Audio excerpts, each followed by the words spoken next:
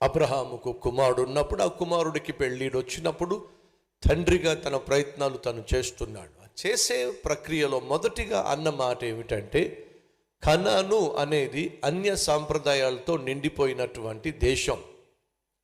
కాబట్టి ఏమంటున్నాడంటే, అన్య సాంప్రదాయాలతో నిండిపోయినటువంటి ఈ కనాను దేశంలో ఉన్న ఎవరో ఒక అన్య సంబంధాన్ని తీసుకొచ్చి నా కొడుకుకి ఇచ్చి పెళ్లి చేసే ప్రసక్తి లేదు.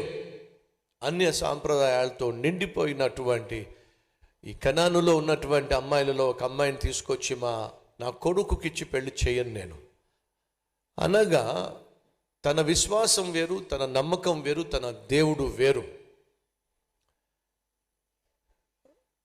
అబ్రహామును దేవుడు పిలిచినప్పుడు అబ్రహాము తన ఇంటి వారితో తెలియచేశాడు, యెహోవా నన్ను పిలిచాడు, యెహోవా నన్ను రమ్మన్నాడు. కొంతకాలం తెరహు అనగా అబ్రహాము తండ్రి అబ్రహాముతో పాటు ప్రయాణం చేశాడు.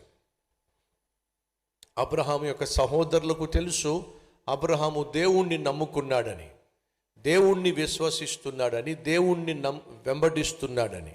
దేవుని కొరకే తన బంధువుల ఇంటి నుండి, తన ప్రాంతము నుండి, తన తండ్రి ఇంటి నుండి వేరై వాగ్దానం చేస్తున్న భూమికి అబ్రహాము ప్రయాణమై వెళ్ళాడు అన్న సంగతి తన ఇంటి వారికి తెలుసు. తన విశ్వాసమును గూర్చి, తన దేవుని గూర్చి ఎంతో కొంత తన ఇంటి వారికి తెలుసు గనుక తన దాసుడిని పంపిస్తున్నాడు, నా ఇంటి వారి దగ్గరకు వెళ్ళు. ఎందుకంటే వాళ్లకు తెలుసు నేను నమ్ముకున్న దేవుని గూర్చి.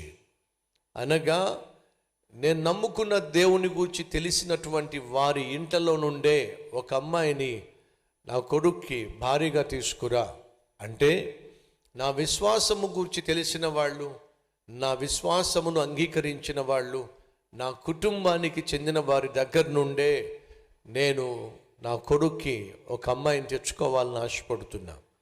బైబిల్ సెలవిస్తుంది, విశ్వాసిని పెళ్ళి చేసుకోవాలి. విశ్వాసి అవిశ్వాసిని పెళ్లి చేసుకోవడానికి వీలు లేదు.